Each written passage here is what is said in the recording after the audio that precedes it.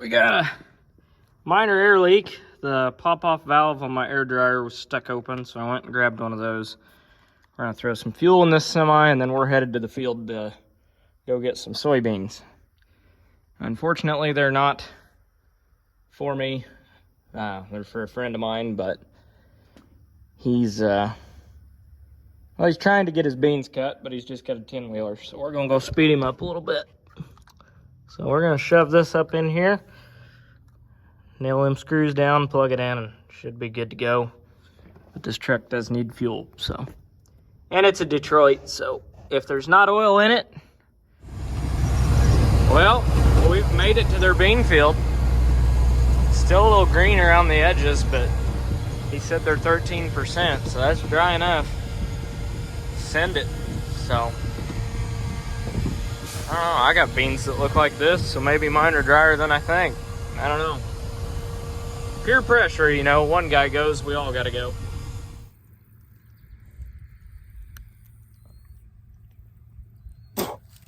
Yeah, they're not chewy, but they're not super dry, so that's about perfect. I'd guess that they're 13-ish.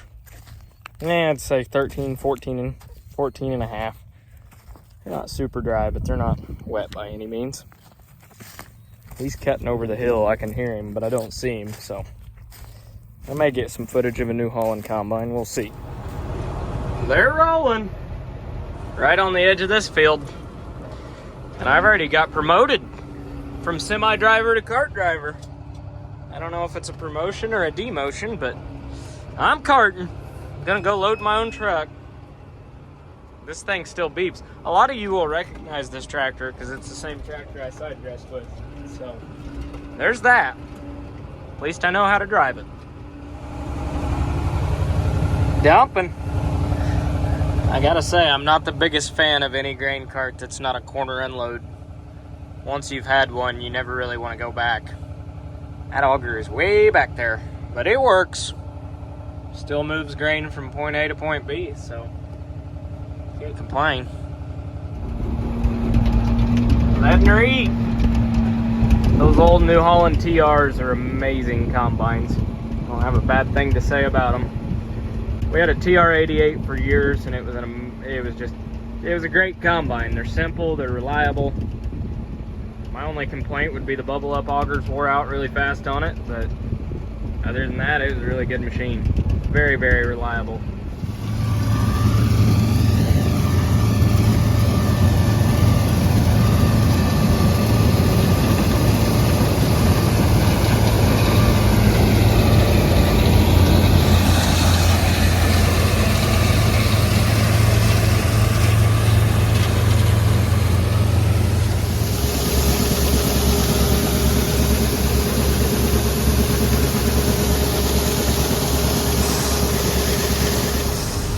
Well, if you look closely, you'll see that this Freightliner is not the same as my other one. It's a little more blinged out. That's because I just bought a second one. And it's very, very clean. It's Freightliner Classic. Pretty well brand new rubber on it.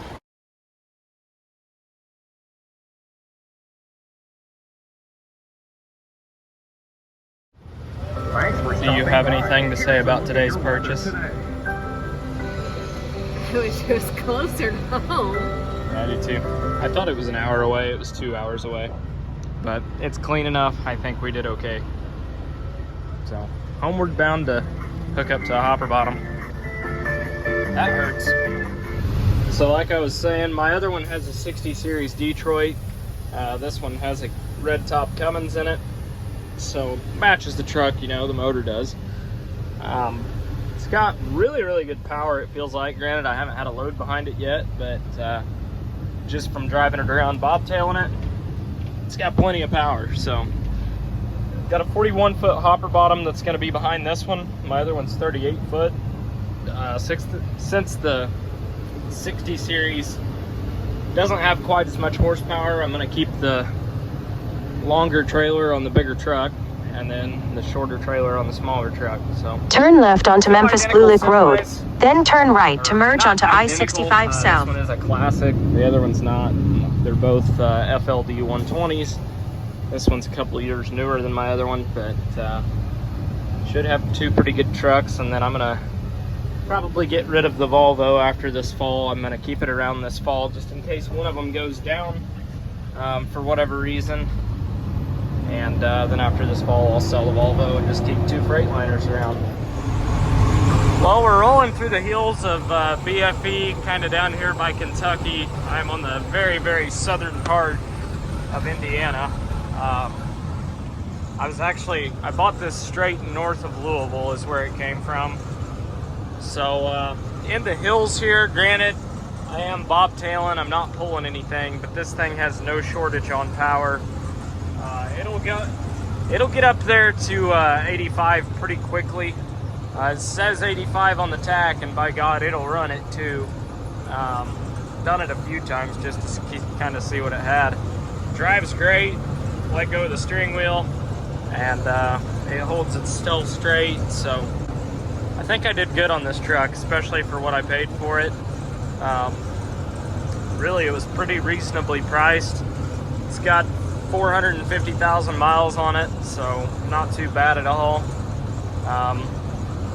Same motor in it that my Steiger has, so these are good Cummins motors. Granted, that one's in the shop getting rebuilt right now, but they're good motors. That one's just got a lot of hours on it. So I don't know, I think I'm gonna like this truck. The only complaint I have so far is the cruise control does not work, but I don't think that should be too bad to get that working. I do haul a lot of beans to the river in Owensboro, Kentucky, so it would be nice to get the cruise control working just for interstate driving like what I'm doing right now. And it needs a bigger shift handle. I don't like that it's way down there. I'm not gonna do the super tall, like my arms up in the air shifter, but I'm not a fan of having that down that low. It's touchy. Yeah, I feel like I don't weigh enough. You don't weigh enough. Oh, I know, I weigh enough. All right, shift up. You're going up and to the right. Now you just downshifted. I did what you said. I said up and to the right, not straight up. You're in a lower gear, so now go back down with it. Okay. So you're in fourth now. I thought I was in third. So give it a little gas and shift straight down. You missed a gear. You got to give it a little gas or it won't want to go into gear. I got it here. Just like that. So you're in fifth now.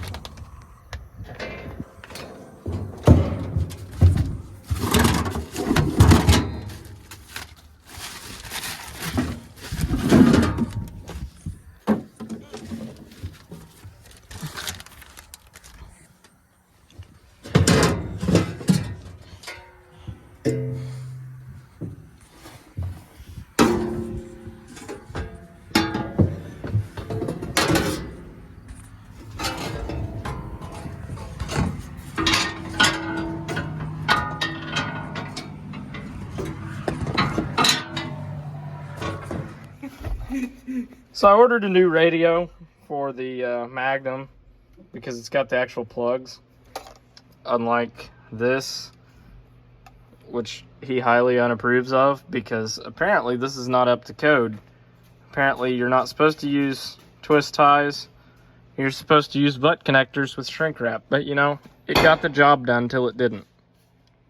Because it fell out of here one day and then I shoved it back in there and I disconnected like half of them. So we're gonna have a radio again. And that'll be nice. And so it begins. Our fall rainy season. We've got 2/10 of an inch that was forecasted for last night, 50%. So far we've got 1.5 inches. And counting. So, we won't be starting on soybeans today. I guess now I have No excuse to not have all the equipment 110% ready. Let's go. Oh, and you see that white line painted there? This house is gonna go out to there on both sides. And out to there. And out to there. So that's pretty cool. We won't be living in a shoebox anymore. It serves us well for what it is, but growing family, we need growing space. Let's go. Morning, or it's afternoon now, but we're going to get a hopper bottom. Bought one in Odin, 41-foot Tempty, nothing fancy about it. It was very priced to sell. Like I said, it's nothing fancy, but it's good enough for who it's for. So we're gonna go get it and then run to the B&B. I had the combine out this morning,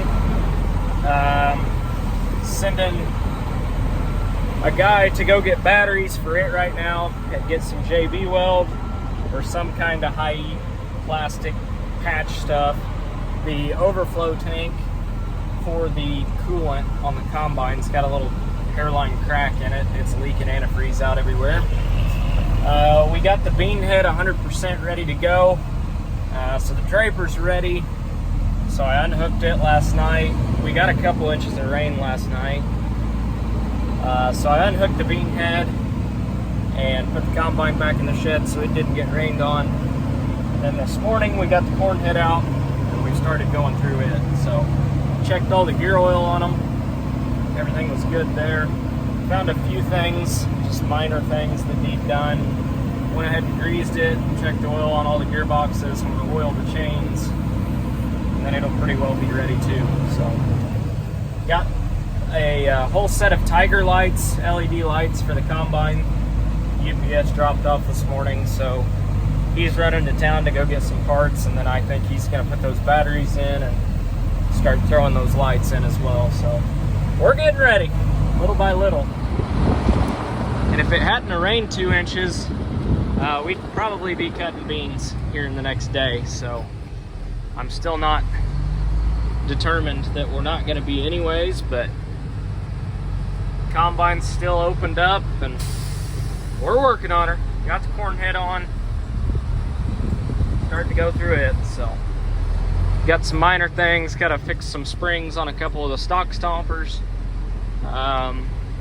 And then there's a cable that adjusts the deck plates and all that, that it's popped off, so I need to fix that. But other than that, it's pretty well ready to go as well. Well, we've made 2 out of 3 stops. We've got a hopper bottom now, 41 footer back there. We've got a corn head snout. We got some corn head parts. And the next step is the B&B to get all this stuff legal. So headed there next. We're just gonna drive the semi right in there and get it all taken care of. Oh boy. Well, $5,000 later, we've got temporary plates and we're legal on every semi and trailer I own through 2024. That hurt a little bit, but we're legitimate now, so that's good. But man, that sucked. Well, combine is just waiting on a dealership to come out and clear a couple codes. Corn head's ready, combine's ready, tractor and grain cart are ready, semis are ready, hopper bottom's hooked up to both red Freightliners. Tomorrow we ride? Question mark. Well, the shop's a mess, like really bad mess. And today's one of those days where I'm just gonna feel really good to get in the shower. But it was a very, very productive day. Fingers crossed, dealership gets here tomorrow, gets the stupid sensor issues lined out in the combine, and we'll be able to run. That's literally all I'm waiting on, is combine throwing def codes, and it's deleted, so it doesn't even have def. But there she be. I did install Tiger lights tonight on that thing. Oh, hell, we're right here. Climb up here and kick on for you. About fell up the ladder. So ignore this thing throwing a bunch of codes, but yeah, the Tiger lights, they're very, very, very bright. You kick these things on and even Helen Keller could see at night, so I like them. That's the code I'm getting right here. Combine will not start.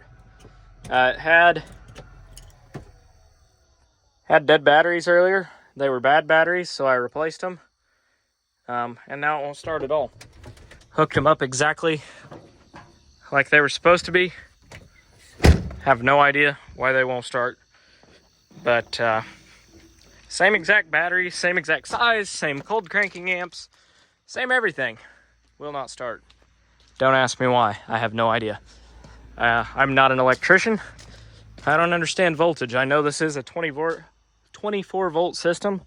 I think it has something to do with that. The Magnum is hooked up to the cart.